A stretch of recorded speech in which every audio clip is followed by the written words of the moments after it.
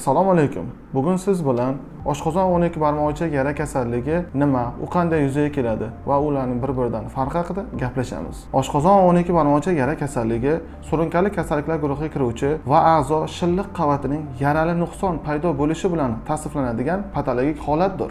Yara kasalligi paydo bo'lishi kislota ishqor muvozanatining buzilishidir. Oshqozon va 12 barmoqcha yara kasalliklarining paydo bo'lishining eng asosiy sabablari noto'g'ri ovqatlanish, ya'ni ovqat ratsioni tarkibida yarim tayyor mahsulotlarning ko'p bo'lishi, spirtli ichimliklarning iste'mol qilish, tarkibida kofein moddasi saqlagan ichimliklarni iste'mol qilish, uzoq muddat turli xil dorilarni noto'g'ri qabul qilish, ayniqsa og'riq qoldiruvchilarni chekish, ba'zida stress va emotsional holat buzilishi yara chaqiradi. Bundan tashqari turli xil patologik kasalliklar fonida ham yara kasalligi kelib chiqadi. Agar sizda ovqat iste'molidan keyin oshqozon sohasida og'riqlar kuchaysa, kekirish, ko'ngil aynish, jig'ildon qaynashi va qusish belgilari bo'lsa, shuningdek chap ko'krak sohasi va ikkala kurak orasida og'riqlar bo'lsa, bu oshqozon yara kasalligining belgilaridir. Agar sizda ovqat iste'molidan keyin oshqozon sohasida og'riqlar kamayib, yana 1,5-3 soatdan keyin qayta og'riqlar paydo bo'lsa,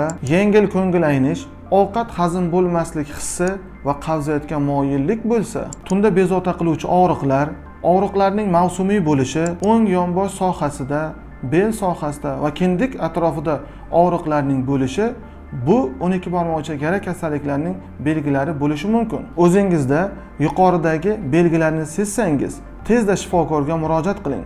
Bu bilan rivojlanishi mumkin bo'lgan xavfli asoratlarni oldini olasiz. Bu videoni doimo oshqozonni og'rib yuradigan do'stlarimizga jo'natib qo'yamiz. Video yoqqan bo'lsa like bosing. Yana qandaydir mavzularni bilmoqchi bo'lsangiz, izohlarda fikringizni qoldiring.